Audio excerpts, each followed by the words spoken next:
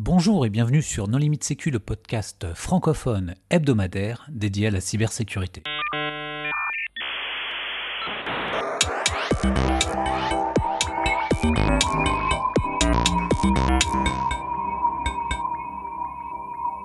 Alors, avant de commencer cet épisode, j'ai envie de vous parler de la conférence GREHAC parce que je suis au comité de programme de cette conférence. Et pour en parler, j'ai invité Nish qui est dans le staff d'organisation et qui va nous dire quelques mots. Oui, bonjour. Merci Nicolas pour le temps que tu nous accordes encore une fois cette année. GREHAC, pour ceux qui ne connaissent pas, c'est une conférence de cybersécurité basée sur Grenoble. Elle est internationale, donc tout se passe en anglais, ce qui est un peu différent des autres conférences françaises. Le vendredi, on a des conférences toute la journée sur divers sujets techniques. Et le soir, des workshops, en fin d'après-midi, des workshops qui sont gratuits sur divers sujets aussi. En général, on essaie de faire un petit social event ou un petit truc le soir. Et le lendemain, en journée, on a un CTF toute la journée qui se passe du coup en journée comparé à d'autres conférences où ça peut se passer la nuit. Donc on a le temps de se reposer entre les deux. La légende dit qu'il y a même eu des karaokés pirates à GREHAC. Oh oui, il y a eu beaucoup de choses à GREHAC. Parce que oui, la conférence existe depuis 2012, donc on va faire la 13e année cette année, qui se déroulera d'ailleurs le 28 et le 29 novembre. Donc est-ce que le CFP est encore ouvert ? Oui, le CFP sera normalement ouvert jusqu'à début juillet. Vous pouvez soumettre divers papiers pour des conférences ou même des workshops. Nous cherchons des speakers et des workshoppers pour animer cette conférence, parce que sans eux, il n'y a pas de conférence. Parfait, donc grehac.fr/CFP. Merci beaucoup Nish. Merci à toi. Alors aujourd'hui, nous allons parler d'un outil open source qui s'appelle Cartographie avec Jérémy Chapeau. Bonjour Jérémy. Bonjour à tous. Pour discuter avec lui, les contributeurs Non Limite Sécu sont Christophe Renard. Bonjour. Hervé Schauer. Bonjour. Et Paul Amar. Bonjour. Alors Jérémy, en premier lieu, est-ce que tu voudrais bien te présenter ? Avec plaisir. Alors, je m'appelle Jérémy, j'ai 35 ans. Je suis tombé dans l'informatique et la cyber jeune, autodidacte, parce que j'ai un parcours un peu atypique. J'ai commencé par les armées, j'étais officier de marine. J'ai servi sur les bateaux, puis sur les sous-marins. Et à l'issue de mon temps sur les sous-marins, j'ai eu l'occasion de rejoindre une équipe de Red Team pour le ministère des Armées. J'ai été sur Paris pendant quelques années. Ensuite, j'ai décidé de retourner au monde civil et j'ai fait 2 années dans une petite entreprise qui fait du SOC managé pour les PME, donc petites et moyennes entreprises. Et à l'issue de ça, ma dernière expérience, c'est chez Resilience, donc une start-up en santé, et on faisait de la télésurveillance pour les malades du cancer. Donc j'ai quitté Resilience en mi-avril dernier et en ce moment, je suis en phase de transition. Voilà, en recherche d'autres projets, donc je prends un peu plus de temps pour participer aux projets open source et les faire connaître, surtout en France, en particulier Cartographie. Alors parfait. Et donc, dans quelles circonstances le projet Cartographie a été créé ? Donc Cartographie, c'est un projet qui a été créé par les équipes sécurité de Lyft, une entreprise américaine, concurrente de Uber. Donc un projet interne au départ, ça a été ouvert en open source en 2019. Et fin 2024, ça a été cédé à la CNCF, donc la Cloud Native Computing Foundation. C'est un des groupes de la Fondation Linux. Moi, j'y suis depuis 2 ans, un peu plus de 2 ans maintenant, presque 3, en tant que contributeur et mainteneur du projet. Et ça répond à quelle problématique, l'outil Cartographie ? Alors ça va faire un peu la palissade, mais ça répond à des besoins de cartographie des SI. Donc l'objectif, c'est d'aller collecter tout ce qui est infrastructure cloud, IT, des applications SaaS, même éventuellement du on-premise, d'aller via les API. Pour ceux qui ont fait de l'IT, est-ce que tu peux dire c'est une super CMDB visuelle ? CMDB, si tu veux, c'est le terme que tous les mecs qui ont été obligés de faire des formations utiles ou de l'ISO 20000 ou ces machins-là connaissent tous. Hein. Donc oui, ça répond vraiment à ce besoin. C'est premièrement de l'inventaire de toutes les ressources, mais en les représentant sous une forme graphique. Et donc avec le graphe, l'avantage qu'on a par rapport à tout ce qui va être un inventaire très statique, très tableau, c'est les relations entre tous les éléments. Au-delà de ça, l'objectif, c'est d'aller trouver des liens entre les éléments au-delà de chaque fournisseur, d'aller trouver les liens entre chaque fournisseur. Et quand tu dis ça, ça me fait penser à du Blowdown, par exemple, qui va te faire de l'analyse avec de l'Active Directory. Est-ce que l'outil cartographie est venu de ce constat-là. Ouais, mais tu veux pas comparer un truc qui fait juste Active Directory de quelque chose qui contient tous les composants du système d'information. Je vais pas dire que c'est inspiré d'eux, mais oui, c'est un peu dans la même lignée, dans le même esprit, mais vraiment d'aller chercher, comme disait Hervé, toute la partie, une partie très très large. Alors on essaie de multiplier le nombre de sources. C'est très orienté fournisseur américain aujourd'hui, malheureusement. Le projet pas très connu en France, d'où l'exercice aujourd'hui. Et oui, d'aller chercher... alors aujourd'hui, on a beaucoup de la AWS, du Azure, du GCP. Moi, quand je suis arrivé chez Raison, je l'ai utilisé et j'ai développé mes propres modules pour aller sur API OVH, sur Clever Cloud. On n'utilisait pas Scaleway, mais ça pourrait très bien marcher sur Scaleway aussi. Et d'aller aussi, quand on a des petites structures, on a des problèmes avec tout ce qui est gestion des identités. Donc moi, je l'utilisais beaucoup pour la gestion des identités, aller chercher les comptes sur GitHub, aller chercher les comptes sur LastPass pour le gestionnaire de password. Enfin, vraiment tout chercher, tout avoir dans un seul système, dans une seule base, et on peut commencer à faire des requêtes vraiment sympas. Et quel est le niveau de profondeur ? Quelle est la granularité ? Et quand tu dis, voilà, j'ai créé par exemple, entre guillemets, un provider Clever Cloud, qu'est-ce que ça veut dire ? Est-ce que c'est complexe ? Et voilà, quel est le niveau de profondeur d'un point de vue ressources que tu vas arriver à cartographier avec l'outil cartographie ? Ça va dépendre de la maturité de chaque module, parce que l'outil est vraiment très modulaire. Donc, on a un module pour AWS, un module par exemple, pour Clever Cloud. En général, on va commencer avec du très basique. Moi, surtout, j'aime bien, comme je commence à maîtriser un peu l'outil, à aller chercher plein de modules, faire les basiques, faire vraiment tout le squelette, parce que ça rassure les gens de pouvoir contribuer sur quelque chose qui existe déjà, juste rajouter un peu de profondeur, en comparaison à aller mettre en place le module initialement. Mais donc au départ, ça va être très simple. Je prends Clever Cloud, on va avoir des notions juste d'instance et de base de données. Et par itération, après, on va aller chercher les snapshots. Ils ont un mécanisme de publication sur les SHA-1 de Git, ce genre de choses. Donc on peut aller chercher sur quelle branche, sur quel commit le déploiement s'est fait. Et donc petit à petit, on va chercher cette profondeur. Et en fait, plus on va en profondeur, en général, plus on peut commencer à avoir des liens et à pouvoir connecter les graphes entre eux. Une fois qu'on a les branches et les commits, on peut commencer à aller mapper l'instance GitHub et l'instance Clever Cloud, parce qu'on a les deux dedans et qu'on a le SHA-1 qui fait le pont entre les deux mondes. Et donc, on peut commencer à avoir les deux choses. Et donc, avoir des vulnérabilités. Ça répond à quel type de question ? Enfin, je veux dire, tu prends par exemple un Log4j, tu as envie de savoir quels sont tous tes serveurs qui sont exposés sur Internet, qu'on la lib, Log4j dans telle version, est-ce que ça permet d'y répondre ? Est-ce que tu vas jusqu'à, on va dire, l'utilisation de la SBOM ? Si on va dans ce sens-là, quelles sont les questions qu'on peut se poser ? Alors, il y a très clairement des questions de gestion de vulnérabilité. Là, par exemple, on est en train de travailler sur l'intégration de Trivy dedans, pour tout ce qui est conteneur. Donc oui, on peut aller chercher de la vulnérabilité dedans. C'est d'ailleurs une des raisons pour lesquelles... il y a deux raisons principales pour lesquelles Lyft ont développé cet outil en interne initialement. C'est la gestion de vulnérabilité et la gestion des identités. En fait, pour les vulnérabilités, ça leur permettait d'aller prioriser les vulnérabilités en fonction de est-ce que le microservice tournait en production, tournait pas en production, est-ce qu'il tournait sur des données sensibles. Ça peut permettre d'aller faire de la priorisation de risque comme ça. Et en fait, le fait d'avoir tous ces liens, il n'y a pas besoin.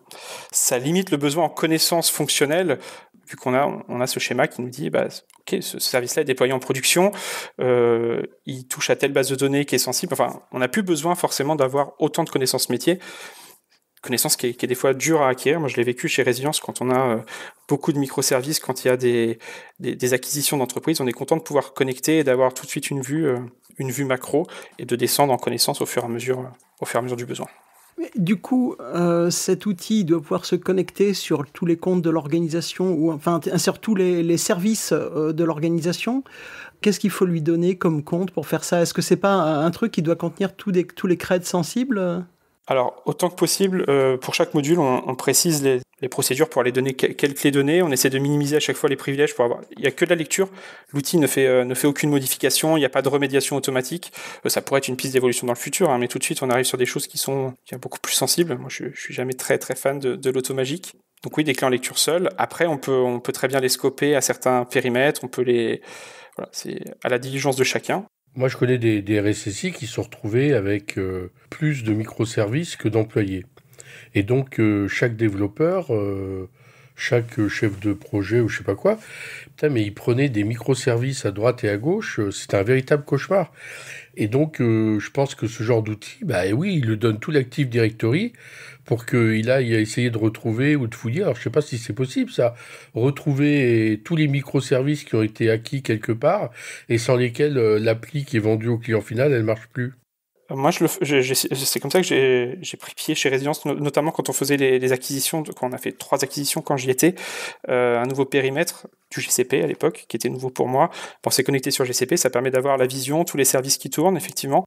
Ça nous donne des instances, pas forcément les dépendances entre elles, mais comme les services étaient authentifiés, qu'on avait un Keycloak pour ça, le fait de se connecter à l'API Keycloak et d'avoir tous les tokens de service me permettait de mettre dans le graphe telle instance communiquée avec un tel. Donc on tord un peu l'utilisation, c'est-à-dire qu'on suppose, comme il y a authentification, comme il y a un lien d'authentification entre des services, on suppose qu'ils ont besoin l'un de l'autre.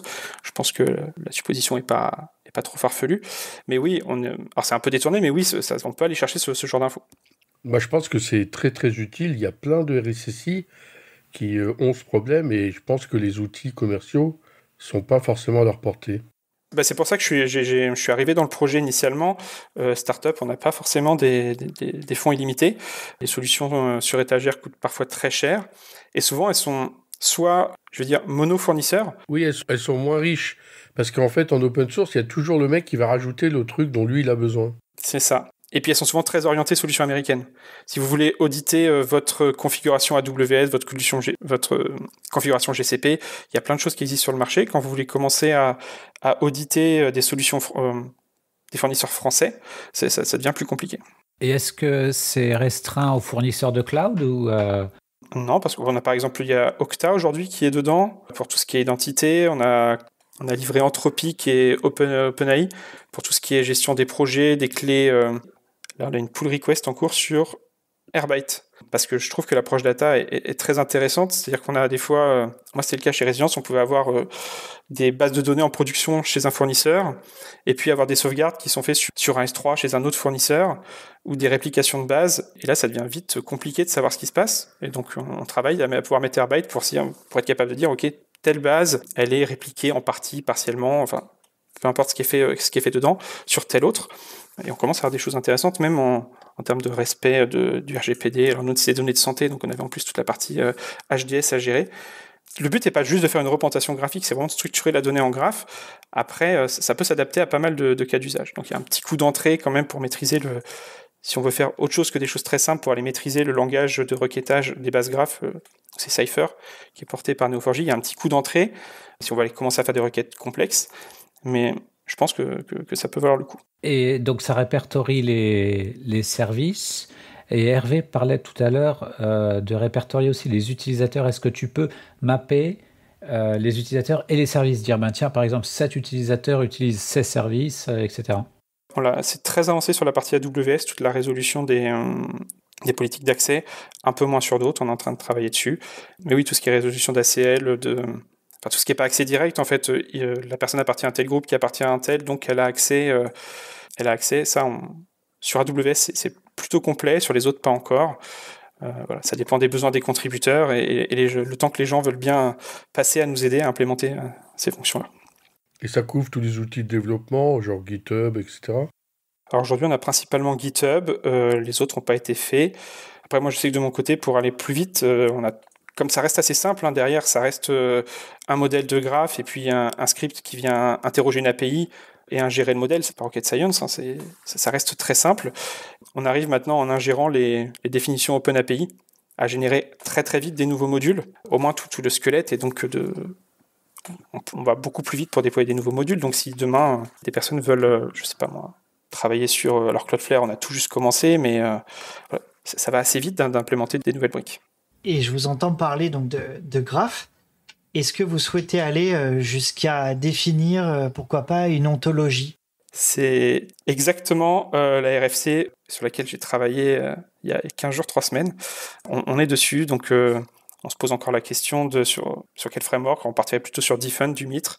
On est vraiment resté sur des nœuds très proches du fournisseur, c'est-à-dire qu'on est resté proche de la définition chez le fournisseur, parce que ça va plus vite pour développer les modules. Ça permet aux personnes qui ont personne qui travaille sur AWS, qui veut aller auditer AWS, au moins elle retrouve les ressources, elles ont le même nom, il n'y a pas ce coût d'aller apprendre une nouvelle structure de données. En revanche, ça nous limitait énormément sur l'analyse transverse. Donc on est en train de travailler sur une ontologie et on voudrait se baser sur une existante autant que possible pour pouvoir rendre ça interopérable après avec, pourquoi pas avec des SIEM de manière plus native, avec d'autres outils. Mon rêve, moi, ce serait de pouvoir faire de la projection de l'attaque pass dedans et d'aller chercher vraiment des choses intéressantes, mais on en est encore un peu loin, en toute honnêteté, mais c'est un vœu pieux. Est-ce que vous pouvez expliciter ce qu'est une ontologie ? Alors, je ne vais pas être le meilleur expert pour expliquer ce que c'est, mais l'idée, c'est d'aller mettre derrière une sorte de généralisation, c'est-à-dire qu'on va avoir des instants... chez AWS, c'est EC2, je crois que c'est Compute Instance chez GCP, ça va être un pod dans Kubernetes quand on est plus sur du on-premise. Et en fait, ces 3 objets, quelque part, c'est pas la même chose, mais c'est un peu le même concept intellectuel. Donc dans une ontologie, on va les regrouper dans un seul concept. La même chose avec un utilisateur, des comptes, on va avoir des comptes, on va avoir un utilisateur qui a des comptes, et que le compte ce soit un compte AWS, un compte Google, un compte sur Okta, c'est le même objet réel, et donc ça nous permet derrière d'aller faire des analyses beaucoup plus puissantes et génériques, et notamment comme on travaille aujourd'hui sur un jeu de requêtes qu'on fournirait aux utilisateurs pour aller faire de l'audit, faire ces requêtes de manière générique sur une ontologie, ça permet de s'abstraire des, j'espère, 200 intégrations qu'on rajoutera dans les prochains mois. On n'est pas obligé de réécrire ce jeu d'analyse pour chaque outil. L'ontologie, c'est d'avoir des concepts génériques qui vont se décliner chez chaque fournisseur. Exactement, tout en restant méta. Méta. En fait, le principe, c'est d'avoir une grammaire, une syntaxe, un vocabulaire qui soit indépendant de ceux utilisés par les fournisseurs, ce qui est particulièrement intéressant dans le cadre du cloud où c'est abominable avec des changements commerciaux très réguliers, pour ne pas citer des trucs en ID par exemple, mais à peu près tous le font. Et donc si on a une possibilité de manipuler les concepts indépendamment, eh bien on a la possibilité d'écrire des règles ou d'avoir des rapports qui soient indépendants de la mode commerciale de nommage du moment sur le service. Ce qui est très intéressant. Tu disais une chose qui m'a intéressé, parce que donc, moi, je fais de la réponse incident et on fait beaucoup de cartographie, Active Directory ou de l'Azure AD ou des choses comme ça, enfin de l'Entra ID, justement pour trouver des chemins de compromission potentiels ou exploités, pour trouver des changements. Est-ce que tu sais s'il y a des gens qui utilisent cartographie pour ce genre de choses, justement sur des services qui seraient pas, enfin qui soient autres que la base d'identité AD? Alors oui, je sais que Lyft le faisait, hein, ça c'est sûr. Alors d'autres entreprises, je sais pas lesquelles acceptent d'être citées ou pas, donc je vais me restreindre au moins à Lyft pour l'instant. C'est vraiment utilisé dans les deux cas, hein, de manière très classique d'audit pour aller détecter des choses des chemins qu'on voudrait pas, des appartenances à des groupes, des permissions trop larges. Et c'est aussi utilisé, moi je l'utilisais par exemple dans mes alertes chez Resilience, où si j'avais une alerte, j'allais faire quelque part de l'enrichissement automatique pour dire ok, c'est tel utilisateur qui a fait action sur tel service. Et avec le graphe, on peut aller chercher de l'information. Qui est cet utilisateur? C'est quoi son environnement? À quel groupe il appartient? Qu'est-ce qu'il peut faire? Sur quel outil? Où est-ce que ça pourrait se propager si effectivement c'est son compte à lui qui est programmé? Donc en réponse incident, c'est hyper intéressant. Justement, en pensant à ce même genre de contexte, il y a possibilité de faire le pivot entre donc les concepts des différents services cloud, que ce soit de la gestion d'identité, des IDP, des machins, des protocoles d'infra, donc les droits sur des infrastructures et des droits locaux, par exemple, est-ce que je pourrais les rapprocher des droits de mon orchestrateur, des droits d'utilisateur système, de machines qui portent des secrets sur mon infrastructure? Il y a moyen de faire des pivots comme ça dans l'outil? Alors aujourd'hui, surtout sur la partie utilisateur, c'est quasiment le seul pivot. C'était un peu la partie test qui avait été faite, le premier pas vers l'ontologie. Il y a eu ce concept d'humain qui avait été mis en place. C'est-à-dire que tous les comptes sont rattachés à un humain qui permet après de faire le pivot entre les différents comptes et donc les différents groupes. C'était vraiment la première itération. Mais oui, moi chez Resilience, j'avais par exemple aussi intégré la partie SIRH, toute la base SIRH, donc ça me permettait d'avoir les employés, les dates de début, de fin quand on avait des externes, dans quel département ils appartenaient. Et donc on peut aller faire des mappings entre deux personnes appartiennent à un même département mais n'ont pas du tout le même jeu de permission, ou toutes les personnes de ce groupe Google sur GitHub, elles appartiennent aux mêmes équipes, sauf une personne qui appartient pas à la même. On peut aller faire ce genre de choses. Et cartographie a d'ailleurs une partie très light aujourd'hui, mais de détection de drift, c'est-à-dire qu'il y a une requête qui est faite à un instant T, elle peut être refaite par exemple toutes les semaines, et on va mesurer le delta entre je sais pas moi, une liste de propriétés, différents chemins, et dire ok, bah là il y a plus de personnes maintenant qui sont admins sur tel service. Et est-ce que c'est normal? Oui, bah je mets à jour mon état de référence et je passe à autre chose, ou non, bah faut que j'y remédie.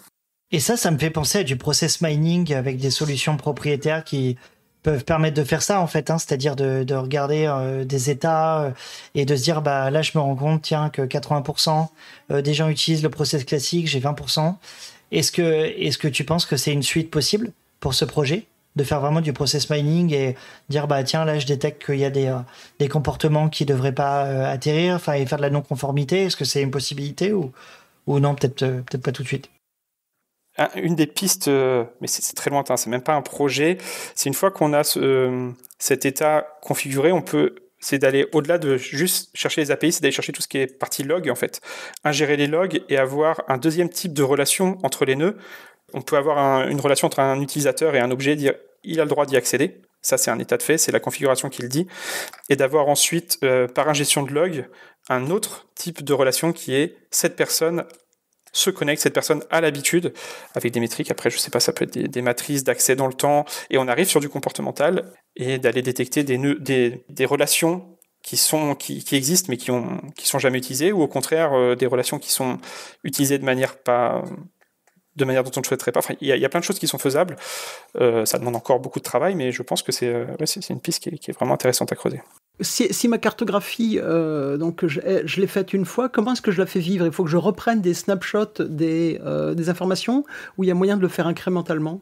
Aujourd'hui, on ne gère pas l'incrémental, c'est vraiment du snapshot à chaque fois, mais par fournisseur. Donc c'est possible de se dire, ça peut être par instance même. Voilà, la production, elle bouge pas si souvent, je la fais une fois par semaine. En revanche, cette nouvelle instance qui a un nouveau produit, je veux la faire tous les jours. On peut décorréler les modules, et il y a un mécanisme à chaque fois de dernière vue sur les nœuds qui fait si il a été exécuté hier, que je le réexécute aujourd'hui, tous les nœuds qui ont été vus hier mais pas aujourd'hui sont supprimés de la cartographie. Il n'y a pas de notion de temporalité, on ne garde pas une temporalité dans le graphe, c'est vraiment un snapshot à l'instant T. Oui, parce qu'on pourrait imaginer de faire un film de l'évolution du graphe. Ça, c'est un peu pour ça qu'avait été mis en place la partie de détection de drift.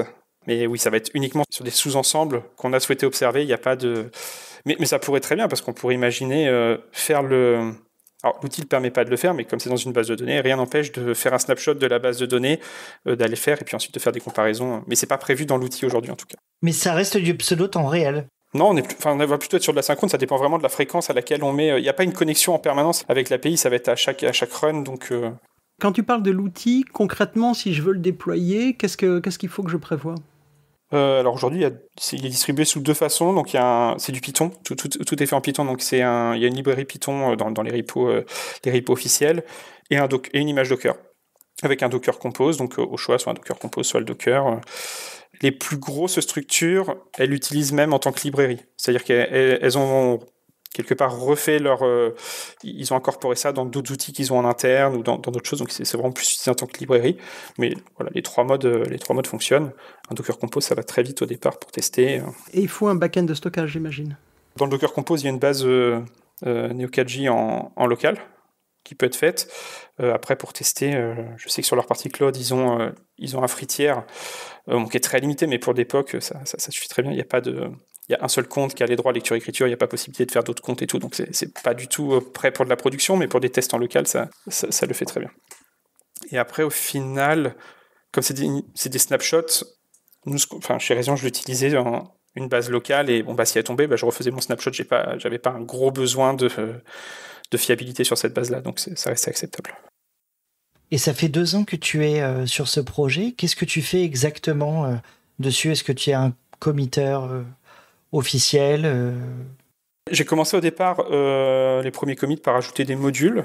J'ai gratté un peu au fur et à mesure comment ça se passait autour. Donc maintenant, je suis mainteneur, donc je fais de la revue de PR. J'ai passé pas mal de temps récemment à faire du ménage aussi dans tout ce qui était un peu code, un peu revoir les CI qui étaient un peu obsolètes.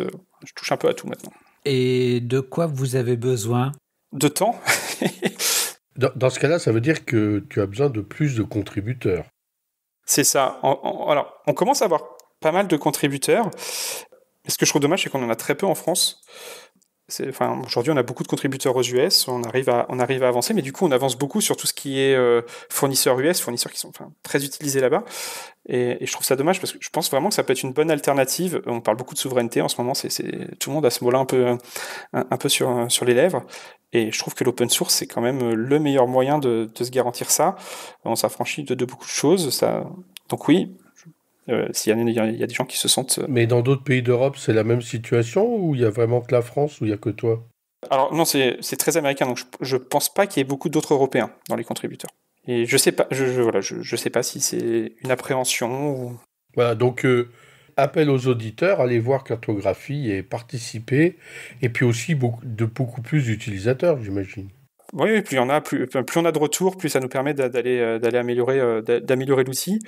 Il y a le Slack qui est ouvert aussi sur la CNCF, donc on répond avec plaisir même aux gens qui ont besoin d'aide ou qui se posent des questions pour déployer les premières fois.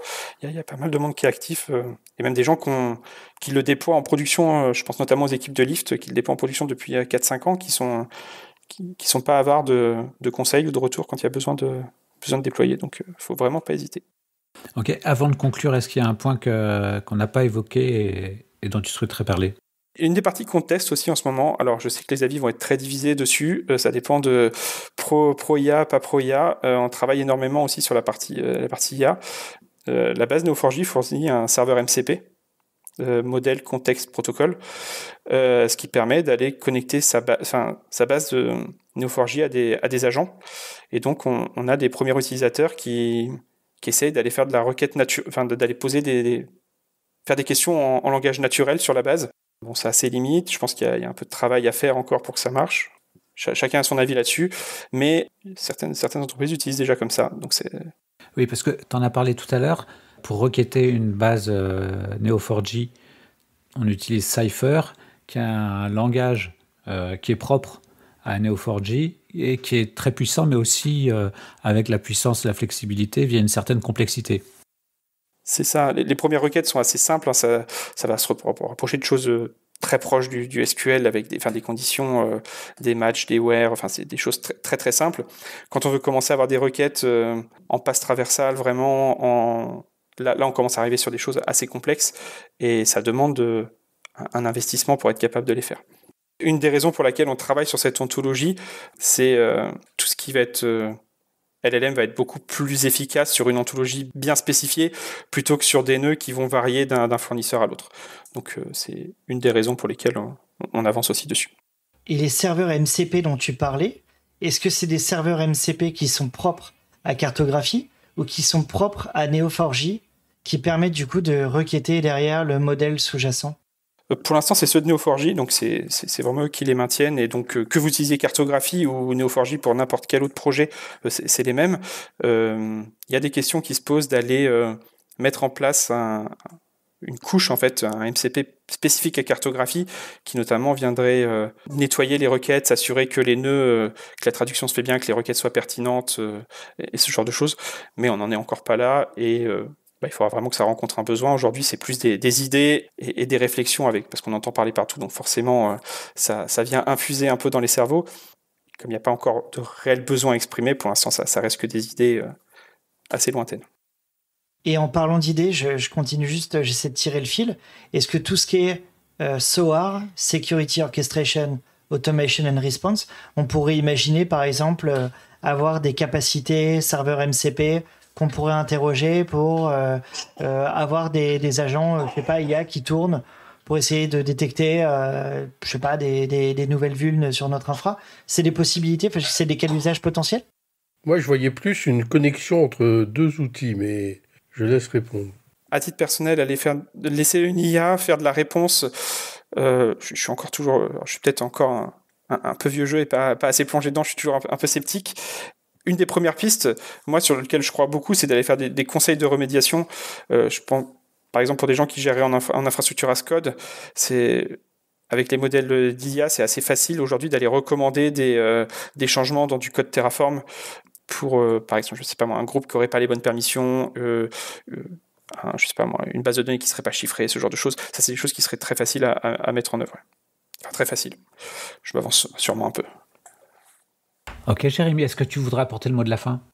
Je généraliserai peut-être un peu, parce qu'on parlait d'open source, tout à l'heure on parlait des contributeurs. C'est quelque chose que j'ai découvert chez Cartographie. Par exemple, la Fondation Linux propose des stages rémunérés pour travailler sur de l'open source. Donc en général, c'est différents projets qui postent ces offres. Il y en a 2 qui ont été ouverts sur Cartographie. Il y a eu beaucoup de monde à postuler et il n'y a personne en Europe. Je pense, parce que c'est méconnu. Et je trouve ça dommage parce que c'est vraiment on sait que c'est difficile aujourd'hui de trouver des stages ou de mettre un premier pied dans les domaines quand on sort d'école. Et je pense que c'est un bon moyen de s'entourer de gens qui sont compétents, en général, des gens qui ont envie, parce que les gens qui participent en open source, c'est souvent des gens qui ont envie et qui ont envie de transmettre. Donc je pense que c'est vraiment une bonne opportunité et qu'il ne faut pas négliger, et ça gagnerait à être plus connu. Bon, eh bien, le message est passé. Merci Jérémy d'avoir accepté notre invitation. Merci à vous. Merci aux contributeurs. Avant de conclure, nous allons innover dans nos limites sécu avec cette minute fail qui nous a été proposée par un auditeur. Je vous la livre telle quelle. Bonne écoute. Je vous raconte le fail qui, heureusement, aurait pu être bien plus grave qu'il ne l'a été. On remonte à quelques mois, avant que la situation géopolitique ne devienne encore plus tendue. La guerre en Ukraine battait déjà son plein, et depuis 2024, on martèle dans les milieux de la cybersécurité l'importance de la gestion des tiers. Vous savez, ces partenaires, sous-traitants, ou fournisseurs qui peuvent devenir des portes d'entrée rêvées pour un attaquant. Coucou ni deux. C'est dans ce contexte qu'une association d'industriels s'est fait pirater le compte mail de sa responsable. Et là, c'est le twist inattendu. L'attaquant, visiblement pas très au fait de la pépite qu'il venait de hacker, a utilisé ce compte pour envoyer des arnaques de cashback. Pas d'espionnage, pas de compromission de données sensibles. Juste une vague d'emails mal écrits qui promettaient des réductions sur des achats en ligne. Un peu triste, presque. Mais ce qu'il faut bien comprendre, c'est que ce compte mail avait déjà la confiance de tous les partenaires stratégiques. Si l'attaquant avait eu un minimum de lucidité, il aurait pu initier une attaque par rebond d'une efficacité redoutable, en se faisant passer pour un partenaire de confiance. Une occasion en or, manquée. Mais l'histoire ne s'arrête pas là. Le vrai fail, c'est qu'aucune communication n'a été faite après coup. Rien. Zéro alerte. Pendant 2 semaines, les personnes qui avaient reçu les emails frauduleux n'ont eu aucune info officielle sur ce qu'il s'était passé. Peut-être que certains se sont fait avoir. Peut-être pas. En tout cas, on les a laissés dans le flou. Chers auditeurs, nous espérons que cet épisode vous aura intéressé et nous vous donnons rendez-vous la semaine prochaine pour un nouveau podcast. Au revoir. Au revoir. Au revoir.